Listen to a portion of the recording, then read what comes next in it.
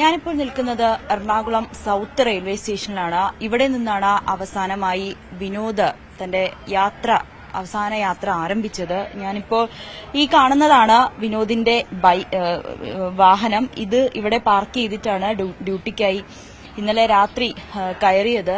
ഇവിടെയാണ് അദ്ദേഹം സഹപ്രവർത്തകരോടൊപ്പം സമയം ചിലവഴിക്കുന്നത്. ഇതാണ് അവരുടെ ഓഫീസ്. നമുക്ക് ഈ ദൃശ്യങ്ങളിലൊക്കെ കാണാം. അദ്ദേഹത്തിന് ആദരാഞ്ജലികൾ അർപ്പിച്ചുകൊണ്ടുള്ള പോസ്റ്ററുകളൊക്കെ ഇവിടെ തയ്യാറായി കഴിഞ്ഞു. അദ്ദേഹത്തിന്റെ മൃതദേഹം അല്പസമയത്തിനുള്ളിൽ തന്നെ ഇവിടെ എത്തുകയും ചെയ്യും. അതിനുവേണ്ടിയിട്ടുള്ള ഒരുക്കങ്ങളെല്ലാം സഹപ്രവർത്തകർ ആരംഭിച്ചു കഴിഞ്ഞിട്ടുണ്ട്. നമുക്ക് അവരോട് തന്നെ ചോദിക്കാം.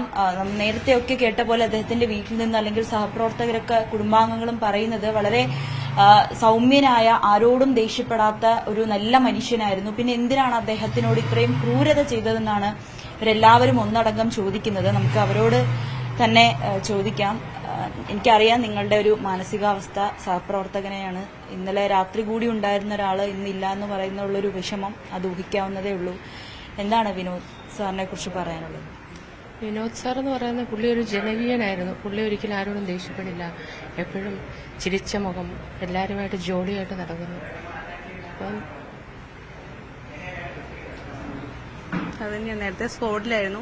ഇപ്പം വന്നിട്ട് ഇപ്പോൾ ഒരു 3-4 മാസമായിട്ടുള്ളൂ. എന്നാലും പാസഞ്ചേഴ്സിൻ്റെ അടുത്തൊക്കെ നല്ല രീതി നമ്മളോടും എല്ലാം ഒരു ഫ്രണ്ട്ലി ആയിട്ട് സംസാരിക്കുന്ന ഒരു വ്യക്തിയായിരുന്നു. പക്ഷെ എന്ത് സംഭവിച്ചു എന്നുള്ളതാണ് നമുക്ക് ആദ്യത്തെ ഒരു സംഭവമാണ്. നമുക്കത് എങ്ങനെ എടുക്കണം എന്നറിയാൻ പറ്റുന്നില്ല.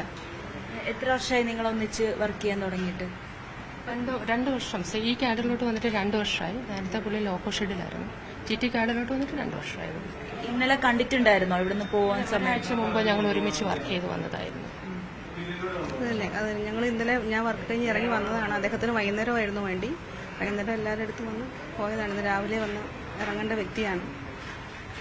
സാറിനെ കുറിച്ചുള്ളൊരു സാറ് നല്ലൊരു സഹൃദയനായിരുന്നു. നമ്മളൊക്കെ എന്ത് ആവശ്യം ഉണ്ടെങ്കിലും വിളിച്ചാലും നമുക്ക് ആ ഒരു സമയത്ത് സഹായിക്കുന്ന ഒരാളായിരുന്നു. അതൊക്കെ തന്നെയുള്ളൂ പറയാനായിട്ട്. വളരെ വിഷമമുണ്ട്. ഒപ്പം ഇതിലൊരു ആശങ്കപ്പെടുത്തുന്ന കാര്യം ഈ ടിറ്റിമാരുടെ ഒരു സെക്യൂരിറ്റി അല്ലെങ്കിൽ നമ്മുടെ യാത്രക്കാരുടെ ഒരു സുരക്ഷയൊക്കെ ഇപ്പോഴും നമുക്ക് വിദൂരമാണ്. ഇങ്ങനെ ഒരു അപകടം സംഭവിക്കുമ്പോൾ അല്ലെങ്കിൽ ഒരു പ്രത്യേകിച്ച് സ്ത്രീകൾ എന്ന നിലയ്ക്ക് നിങ്ങൾ രാത്രിയൊക്കെ ഡ്യൂട്ടി ചെയ്യുന്നവരാണ്. ഒരു അപകടം സംഭവിക്കുമ്പോൾ മാത്രം നമ്മൾ ഇതിനെ ചർച്ച ചെയ്യുന്നു. അത് കഴിഞ്ഞിട്ട് ഇതെല്ലാവരും മറക്കുന്നു. അതെത്രമാത്രം ആശങ്ക സൃഷ്ടിക്കുന്നുണ്ട്? ഞങ്ങൾ ലേഡി TTs എന്ന് പറയുന്ന ഞങ്ങൾക്ക് മിക്കവാറും എല്ലാം രാത്രികാല വണ്ടികളിലാണ് വർക്ക് ചെയ്യേണ്ടത്.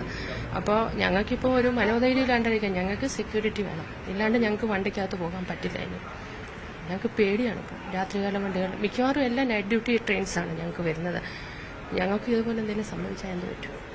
ഇത്തരത്തിൽ മുൻ അനുഭവങ്ങൾ എന്തെങ്കിലും ഉണ്ടായിട്ടുണ്ടോ? മോശമായിട്ടുള്ള പെരുമാറ്റം ഉണ്ടെങ്കിലും അത് ഞങ്ങളുടെ ഇടയിൽ തന്നെ ആൾക്കാരെയൊക്കെ അങ്ങോട്ടും ഇങ്ങോട്ടും വിളിച്ചുണ്ടായിട്ടുണ്ട്. കണിശമായിട്ടും പല സന്ദർഭങ്ങളിലും ഞങ്ങൾക്ക് നൈറ്റ് ട്രെയിൻസിലുണ്ടാവും കള്ളു കുടിച്ചിട്ടുള്ള ആൾക്കാർ.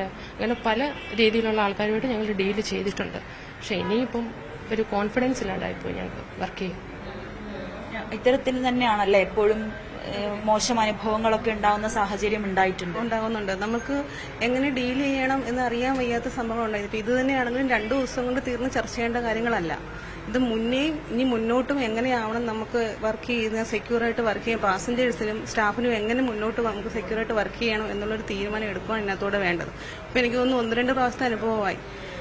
ഇതിന് മുന്നേയും ഒരു ഞങ്ങളുടെ കൂടെ ഉള്ള ഒരു സ്റ്റാഫിന് ഇതുപോലെ തന്നെ ഈ വണ്ടിയിൽ തന്നെ ഇതേ ഒരു സംഭവങ്ങൾ ഉണ്ടായിട്ടുണ്ട്. അന്നും ആ വ്യക്തി തന്നെ എനിക്ക് തോന്നുന്നു 3-4 മാസം എടുത്തു അന്ന് റിക്കവറായിട്ട് വരാനായിട്ട്. പക്ഷെ ഇതെന്ന് പറഞ്ഞു കഴിഞ്ഞാൽ ആരും പ്രതീക്ഷിക്കാത്തൊരു സംഭവമാണ്. ഒരു പൂച്ചക്കുട്ടിയുടെ അടുത്ത് കളയുന്ന പോലെയൊക്കെ ഒരു മനുഷ്യനെ തള്ളാനൊക്കെ മനുഷ്യന് പറ്റുമെന്നുള്ളത് ഇതിലൂടെയൊക്കെയാണ് നമുക്ക് മനസ്സിലാവുന്നത്. നമുക്ക് ഇനി നാളെ എങ്ങനെ നമ്മൾ വർക്ക് ചെയ്യും, എങ്ങനെ നമ്മൾ പാസഞ്ചേഴ്സിൻ്റെ അടുത്ത് പെരുമാറണം, അങ്ങനെയൊക്കെ നമുക്കും പേടിയാവുകയാണ് നമ്മൾ എങ്ങനെ ഇവരെ ഹാൻഡിൽ ചെയ്യണം എന്നുള്ളത്. അതോടൊപ്പം തന്നെ ഈ പോലീസിന്റെ ഒരു സുരക്ഷ വേണമെന്നുള്ള ഒരു നിയമം ഒക്കെ ഉണ്ടെന്ന് തോന്നുന്നു അല്ലേ? പക്ഷെ അതൊന്നും പലപ്പോഴും കൃത്യമാകുന്നില്ല അല്ലേ? ഇടയ്ക്കൊക്കെ നമ്മള് പോലീസുകാരങ്ങനെ ഇടയ്ക്കുള്ള ചില വണ്ടികളിലൊന്നും കാണാറില്ല. പക്ഷെ എന്തെങ്കിലും ഒരു ഇതുണ്ടെങ്കിൽ വിളിച്ചാൽ അവർ സ്റ്റേഷനുകളിൽ എത്തും. നമുക്ക് രാത്രികാല വണ്ടികളിലൊക്കെ പോകുമ്പോഴത്തേക്ക് ഇങ്ങനെ ഒത്തിരി പ്രശ്നങ്ങൾ ഉണ്ടാവാറുണ്ട്. ഞാനതാ നേരത്തെ പറഞ്ഞത്. അങ്ങനെ എന്തെങ്കിലുമൊക്കെ ഒരു ഇത് വരുമ്പോൾ നമ്മൾ കൂടെയുള്ളവരെ വിളിക്കുമ്പം ഇപ്പം വിനോദ് സാറോ അങ്ങനെയുള്ളവരാരെങ്കിലും ആണെങ്കിലും പെട്ടെന്ന് ഓടിയെത്തുകയോ സഹായിക്കുകയോ ഒക്കെ ചെയ്യുമായിരുന്നു. പക്ഷെ എല്ലാവർക്കും ഇതൊരു ഇപ്പോൾ തന്നെ ഭയമായി തുടങ്ങിയിട്ടുണ്ട് ആളുകൾക്ക്. അത് തന്നെയാണ് സഹപ്രവർത്തകർ പറയുന്നത്. തങ്ങൾക്ക് എന്തെങ്കിലും ഒരു അപകടം ഉണ്ടാകുമ്പോൾ ഓടിയെത്തുന്ന ഒരു വ്യക്തി കൂടിയായിരുന്നു. അതോടൊപ്പം തന്നെ ഇവരുടെ ഒരു സുരക്ഷ അത് നമ്മൾ ചർച്ച ചെയ്ത് വിടുന്നതിനപ്പുറത്തേക്ക് സ്ത്രീകളടക്കം രാത്രി അവരുടേതായിട്ടുള്ള ഒരു ജോലി ചെയ്യുന്നുണ്ട്. പുരുഷന്മാർക്ക് ഈ ഒരു അവസ്ഥയാണെങ്കിൽ സ്ത്രീകൾക്ക് എന്തായിരിക്കും നാളെ സംഭവിക്കുക എന്നുള്ളൊരു ആശങ്ക കൂടി അവർ പങ്കുവയ്ക്കുന്നുണ്ട്. ഇവിടെ അദ്ദേഹത്തിന്റെ സഹപ്രവർത്തകരെല്ലാവരും അദ്ദേഹത്തിന്റെ അവസാനമായി കാണാനും ആദരാഞ്ജലികൾ അർപ്പിക്കാനും ഒക്കെ ഇവിടെ എത്തിക്കഴിഞ്ഞു. എല്ലാവരും തന്നെ വളരെയേറെ വേദനയോടെയാണ് ഇവിടെ നിൽക്കുന്നത്. കാരണം ഇന്നലെ വരെ ഒപ്പമുണ്ടായിരുന്ന ഒരു വ്യക്തി അദ്ദേഹത്തെ ഇന്ന് ഇല്ല എന്നുള്ള ഒരു യാഥാർത്ഥ്യം അവർക്ക് ഇപ്പോഴും ഉൾക്കൊള്ളാൻ കഴിഞ്ഞിട്ടില്ല. അതോടൊപ്പം തങ്ങളുടെ സുരക്ഷ വർദ്ധിപ്പിക്കണമെന്നൊരു ആവശ്യം കൂടി ഇവർ പ്രധാനമായും ഉന്നയിക്കുന്നുണ്ട്. ഇങ്ങനെ ഒരു സംഭവം വരുമ്പോൾ മാത്രം അത് ചർച്ച ചെയ്യപ്പെടുക അല്ലെങ്കിൽ നിയമം പാലിക്കും കർശനമാക്കുമെന്ന് പറയുന്നതിനപ്പുറത്തേക്ക് ഇവരുടെ സുരക്ഷയൊക്കെ എത്രത്തോളം കർശനമാക്കി കാണുന്നു സർക്കാർ അല്ലെങ്കിൽ എന്നുള്ളൊരു ചോദ്യം കൂടിയാണ് ഇവർ ഇവിടെ ഉന്നയിക്കുന്നത്.